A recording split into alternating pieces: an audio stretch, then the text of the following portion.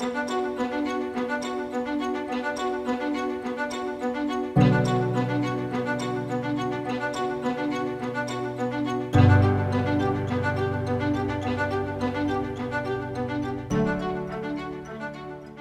folks, my name is Mike Dobbs. I'm your host for another episode of Government Matters right here on Focus Springfield.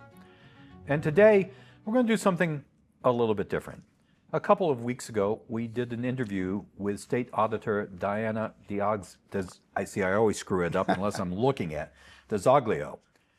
And I didn't do a very good job, and I'm just telling you this has been bothering me ever since because she is promoting a particular point of view, and I really wanted to challenge her on a few things, but we really didn't wind up doing that. So in the efforts of actually saying a phrase that is out of favor today, equal time, I wanted to talk to someone about the state auditor's efforts to audit the state legislature and the legal steps that are leading up to the possibility of that, and whether or not it is actually legal. So, with Steve Carey's permission, we contacted Professor Jerold Duquette, who has been writing a great deal about this issue. And in fact, he's got a Substack called the Massachusetts Law and Politics Project, which is described by him a forum for scholars and public intellectuals. No one's ever called me a public intellectual before, but I'm going to pretend to be one this episode. Willing to bring expertise to a gunfight. Okay. So, first of all, thanks for doing this. Really appreciate it. My pleasure. Just so you folks know who Jerold is, he's a professor of political science and the director of the Public Policy and Management Concentration at Central Connecticut State University. He's a Long Meadow resident, so he's a good Western Massachusetts guy. And since 2001, Professor Duquette has made Massachusetts government and politics his primary area of scholarly expertise and writing. So, and you do this Substack with Professor Lawrence Friedman, correct? Mm-hmm, okay. I do. So, you've been writing a lot of stuff about this. I just want to read quickly a couple of paragraphs.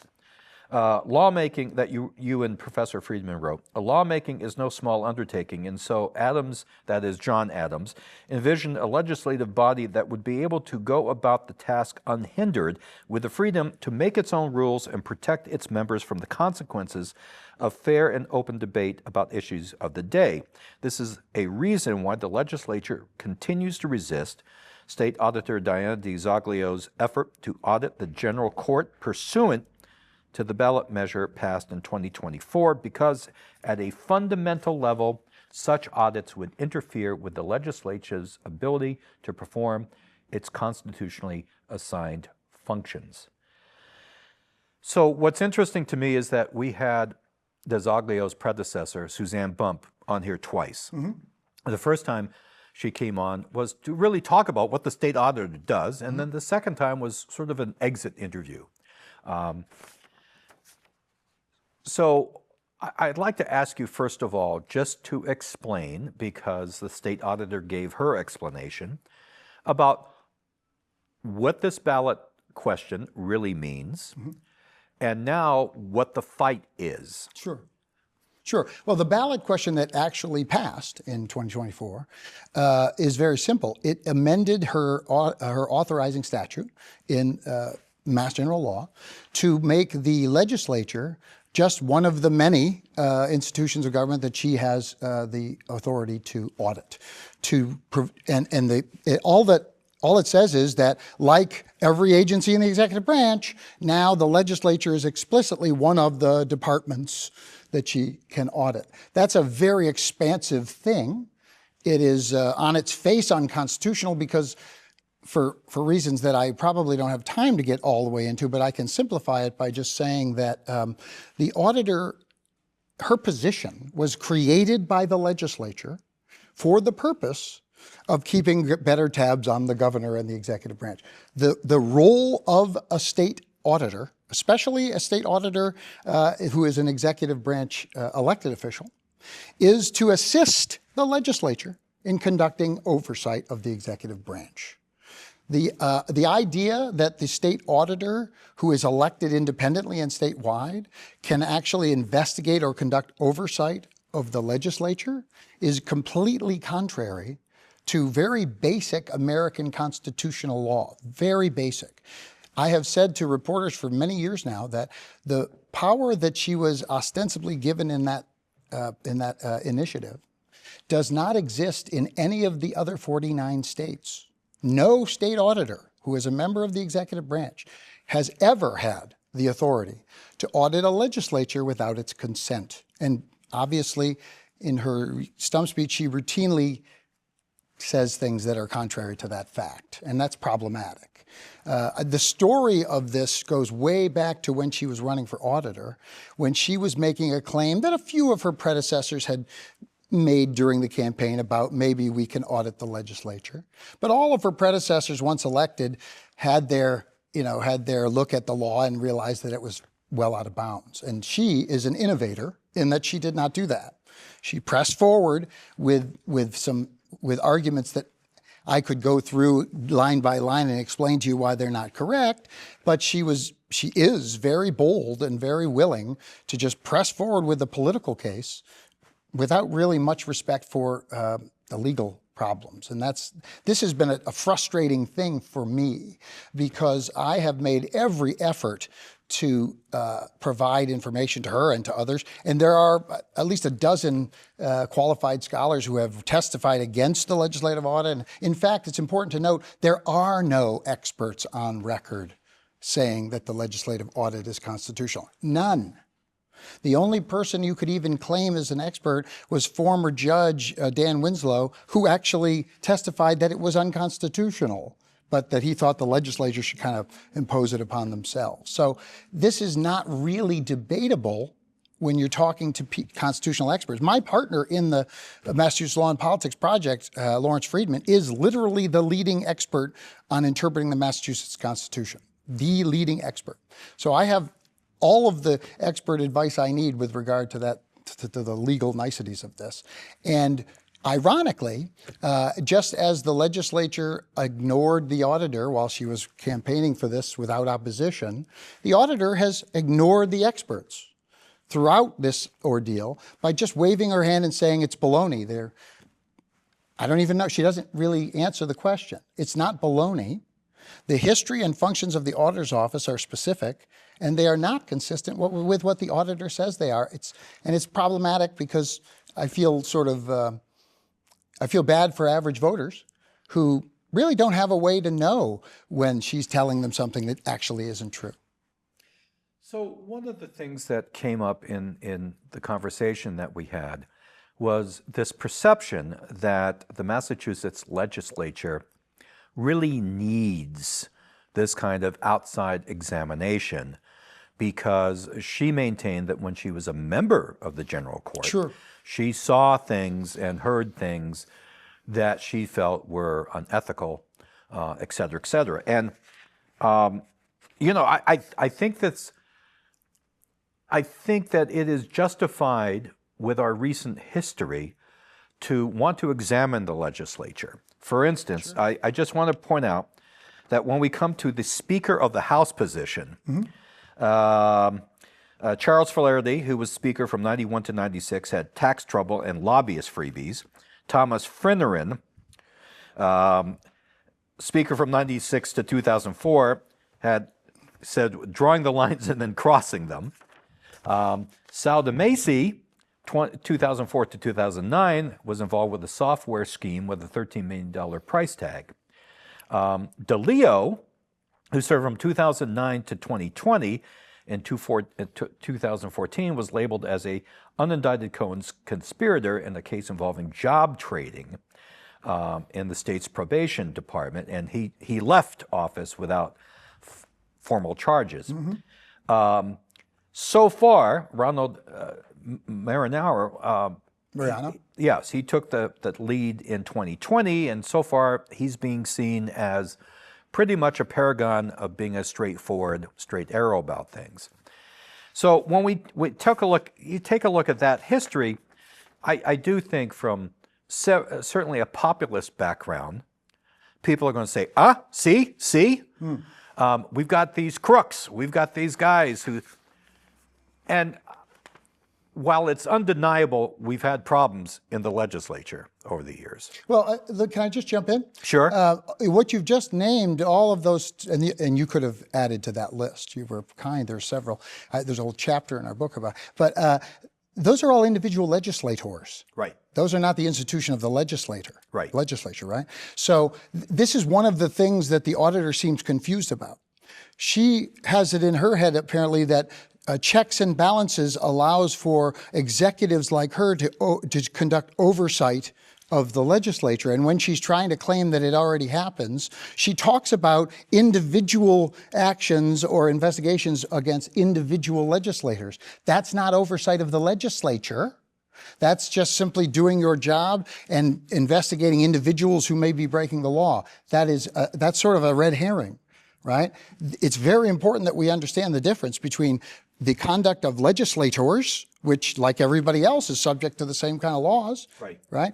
And the conduct of the legislature, which is exempt from most laws that or public records and others, for very good reason that we can talk more about. But this is something that the average voter gets a little lost in, right? Because you can talk a lot about legislative misconduct, but it's the misconduct of legislators.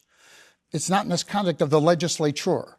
And the auditor's job is not to investigate individuals.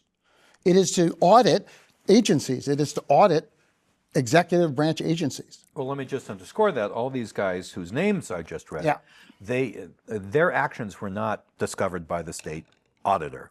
Their actions were discovered by other folks. Sure. And then they wind up in court, and they wind up being punished. Sure. Although I have to say, when I take a look at this list, I mean, Finneran went straight from being the House Speaker and then wound up, having his talk radio show in Boston. Something that sort of boggles my mind, but nonetheless, I bring this up because I really think that she's a populist, and she's a populist in the sense of she wants to tell people these folks are crooks, and I'm going to be the policeman about these guys being crooks. And let's face it, populism right now is really being determined by how President Trump behaves and what he says and how he purports to show his administration. We all know that the populism of the Trump administration really does not have the regard for the average person at heart. It's something else. But I think part of the problem with this is that this is needing both or a guy like yourself who actually studies this and understands this, or like a constitutional lawyer, either a scholar or a lawyer, to really say, or both, to be able to say, okay, let's parse this out. Sure. So while we were talking outside, you mentioned about the latest thing, and I do want you to explain what actually is the point of contention now. Yes, I will do that, absolutely. But let me just quickly backtrack for a second. The auditor's political agenda is not my concern. If she wants to, be an activist who says they're all crooks, fine, go at it. It's just not the auditor's job. Right? The auditor, she's politicizing the only statewide elected office that's really, really not supposed to be, right? The auditor is not supposed to be a partisan or certainly an activist position, right? Why she chose auditor? Because it's, low, maybe because it's sort of the easiest one to get into. But I'm not here to debate her on any substantive policy. That's not my job. I'm a college professor. I'm not a political activist or a politician. I don't have a particular agenda. But when you are abusing the functions of your office, that's a problem. It's a systemic, it's a dangerous long-term problem. It is true that she is engaging in populist demagoguery, no question about that. But I can't really say whether, her political angle is right or wrong. It's just not my place to do that. Now, in terms of the legal stuff at present, just like yesterday afternoon, I believe, I only read about it this morning, the the latest decision by the SJC was by the single justice who, a couple of weeks back, struck the auditor's motion for an attorney to represent her, an outside attorney, in the motion that was just sent to the SJC. So here's the thing. Headlines are going to say something that's not exactly right, and I've already seen a couple. The SJC has not taken the auditor's lawsuit. That has not happened. Okay. What has happened is the full court is going to listen to the Attorney General's motion to strike the lawsuit because she doesn't have proper representation, which would be determined by the Attorney General. So the real issue is not going to be decided by the court in their consideration of the motion at hand. We're not going to get the full court's consideration of the legislative audit for some time. And ironically, the auditor herself is probably the biggest beneficiary of the stall, because at the end of the day, if in fact the authority that she was granted in her authorizing statute in 2024, if that comes to the court, they're going to strike down 99% of it. I would argue probably all of it, but there is a sliver of a chance that they will somehow preserve something with regard to the auditor's ability to investigate financial matters. But here's the thing, even if that were to be considered constitutional, all of the information that she could get from them is already public record. The comptroller already publicizes all of that. So when the auditor says, we've got to see the receipts, she's not actually talking about finding, hidden money. She's just using that as a way to get the legislature to have to, deal with her. But the fact is that all of the spending is accounted for. I can't tell you how all of the social media, commenting about, they're hiding this, they're hiding that. There is no financial lack of transparency at all. So there is no there there. There is no there there. So her problem, of course, is that if she gets that little sliver, she doesn't really have anything of substance, and obviously her 3 years of claiming it's constitutional would now look a little bit differently. And here's my real worry. The auditor has a habit of just telling folks that whoever is against her is corrupt, right? And frankly, if she says a college professor is corrupt, it's not going to hurt anybody. But if she's telling you that the AG is corrupt and the entire legislature is corrupt, and now if it doesn't go her way, the whole Supreme Judicial Court is corrupt, that's problematic at a system level, right? Ironically, she tells us that she's trying to increase public trust in government. And unfortunately, that's not really the way it's going, right? She's really doing more harm than good. Well, to reveal some of my cynical 71-year-old former reporter, still a reporter, self, I would say she's preparing for a run for governor. Well, because she's putting herself in the position, despite the legality, despite all of that you just spoke to, I'm the people's champion. And all these people need someone to get them in line. Mm-hmm. And it would not, now granted, we're heading into another gubernatorial race. Right. I think she's playing a long game. That's just my guess. That is certainly a possibility. It would be an odd strategy because I assume that anyone with ambitions to be governor, right, wants to be a good governor or a successful governor, right? I can assure you, as someone who has written quite a bit about the governor of Massachusetts, the governorship, the governors, if you are not friendly with the legislature, it makes no difference what your party label is. You're not going to get anywhere. Yes. If you want an object lesson in that, just call DeVal Patrick in and have a chat with him. The fact of the matter is, you probably are familiar with the reality of Beacon Hill, which is to say the leadership of the legislature and the governor, in a strange way, form this, group of three, the big three. Yeah. And the governor will always be outvoted in the group of three if she's antagonistic to the legislature.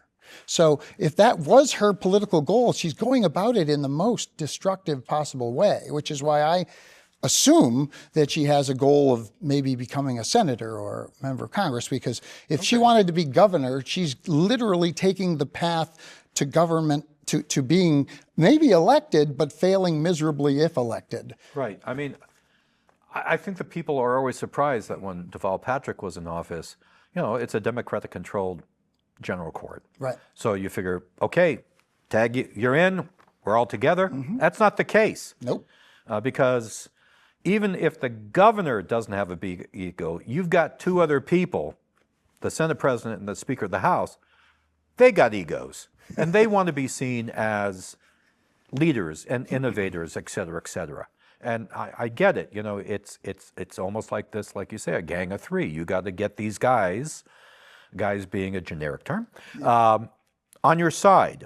If you're a governor, you've got to work stuff out with these people. You bet. It's one of the things that people don't appreciate about Massachusetts politics. We don't have left-right partisanship at the State House.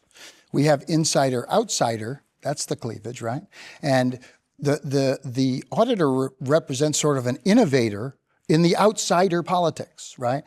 I like to say she has figured out a way to be an outsider inside the House, which is to say she's inside the State House, but she is behaving very much like an insurgent political actor, right?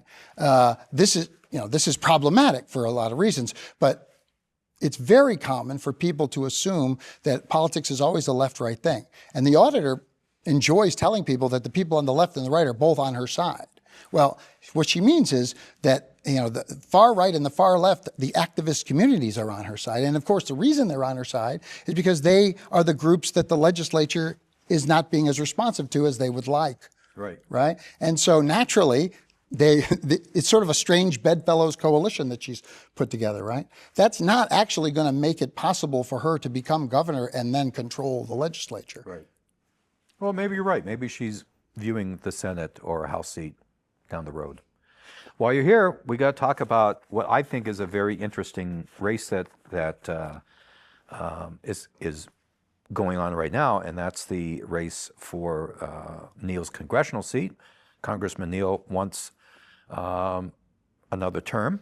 I understand why, because if the soothsayers are soothing the right things, the Democrats are going to be at least in control of one of the sides of Congress, right. Which would really put a lot of Trump's power aside for the time being. And, Neal wants to go back to being the chair of the House Ways and Means. I get it. You bet. I get it. You bet. On the other hand, we have Jeremy Whalen, who's a very interesting guy, in my humble opinion. Sure. And he's very much casting himself as sort of, a man of the people. I think on an ideological basis, he and Neal probably share more common thoughts about certain things in the big deal than with their independent opponent, Nadia Millerin. So I'm just wondering what your thoughts are, because, a guy like that, the common thought is, well, the incumbent's always got an edge. He's got an edge because everything he does can be reported by the media and be seen as an accomplishment. He's got an edge because he's got a lot more campaign money in his chest. That doesn't necessarily mean like a candidate like Jeremy Whalen is wasting his time. I don't think he's wasting his time, at least. I'm curious when you see this race and how it's stacking up, what your thoughts are. I like that you said that you don't think that Mr. Whalen's wasting his time, and I think I like to endorse the idea that he's doing a public service by running regardless of the outcome. I do think it's a very healthy thing for there to be competition. I don't think necessarily he has to win for him to have done something that is very useful. I don't think he will win either. At some level, this is a matter of political culture that is not unique to Massachusetts, but maybe is just Massachusetts has it in a greater degree, and that is the Massachusetts voters are very sort of individualistic, and they actually don't have this anti-politician strain. Sure, they're going to want to audit anybody who's a politician if you ask them a general question, but when push comes to shove, they the low turnover in the state legislature and in congressional, that's not by accident, right? The folks who are our representatives in Washington understand how to satisfy their constituency, and they do so. Richie has been there for a very long time. He has a great deal of seniority, and I actually have had an opportunity to see Mr. Whalen speak. I'm impressed with him as a potential office holder. He's articulate. He's got a great personality. He's very outgoing. I think he's fighting a good fight. I think, however, that Richie Neal has spent many decades against opponents who are running against, politics as usual, whereas the voters of Massachusetts aren't particularly against politics as usual. The Massachusetts voters are happy to have politicians who are going to go to Boston or to Washington and get them some stuff, bring them back. I think the transactional mindset of voters is underappreciated by activists in general, and really it's very hard to defeat a candidate in an environment like that who has been around for so long and maintained the positive support of his constituencies for so long. A little disclaimer, it's important that I point out that in 1989, I was one of the congressman's first interns down in Washington. Okay. But then again, my mother's best friend, Catering Walsh, ran against him, and so I ended up on the. But the point is that he's not going to lose this election. He's going to win. But I don't think that should discourage Jeremy Whalen from doing whatever he can. I would only try to, if I were in his ear, I would say, try to fight the good fight, but don't spend too much time accusing the congressman of corruption. It's not really, even if it's just not really the kind of thing that average Massachusetts voters are motivated by. Right. They're not likely to decide that they've been making a mistake for decades because a person is saying that he's in bed with this or that.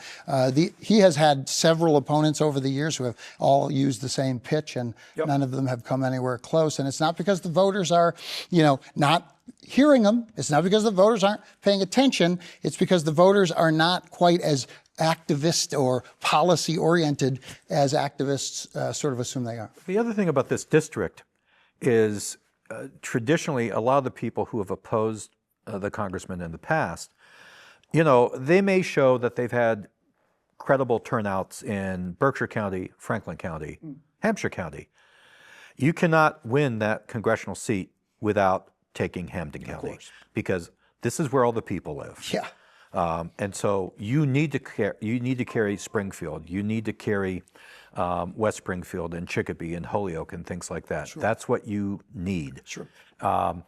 And at the same time, you have to do, as a candidate, this balancing act between doing this stuff in the other parts of the district that are more rural and doing stuff in the populated segments of the district. Sure. So it is a real balancing act for anybody, including the incumbent, to show that sort of like, yeah, I know that all the people live here, but I still am concerned about your issues in Greenfield or Pittsfield. Well, to be honest, what you're saying makes a great deal of sense, and it has always been sort of true. However, we are in a period in American politics where lots of stuff has been nationalized. And so if Congressman Neal comes out and says, we're going to take the House and we have to use it to oppose this president, they're going to want him to be in charge of doing that. They're going to want a person with experience doing that, right? So Congressman Neal has the local, but he also has the national, right? The fact of the matter is, Jeremy Whalen, great guy maybe, all that, but is he really in a position to understand the institution of Congress in a way that will effectively marshal its resources against a corrupt president?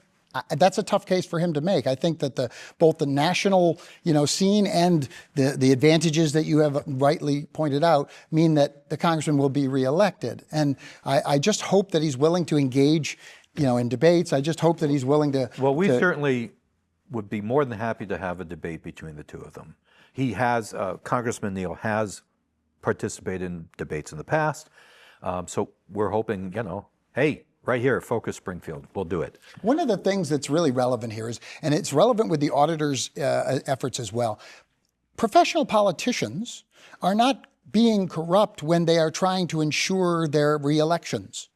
It is clear that re-election is an incredibly important part of being a legislator at any level, because if you can't basically assume you're going to be reelected, you're not going to be able to make agreements with other legislators in the now, right? If you might lose your next election, you lose actual in the now negotiating ability, right? So when you have people who are convinced that all politics as usual is corrupt, it's all deal making, it's all not in the public interest, that's actually not particularly, that's sort of a caricature, right? Obviously, we can point to individually corrupt legislators till the cows come home here.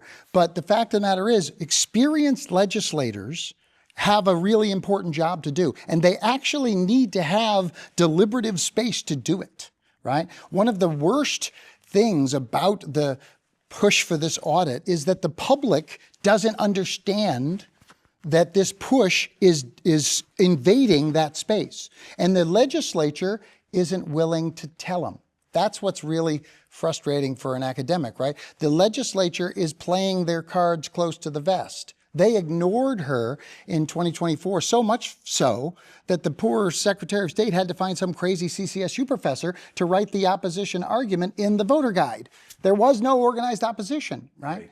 That they were playing their cards safe. They can do that. They can, because that's how professional politics, they don't take on a fight they don't need to take on. Right?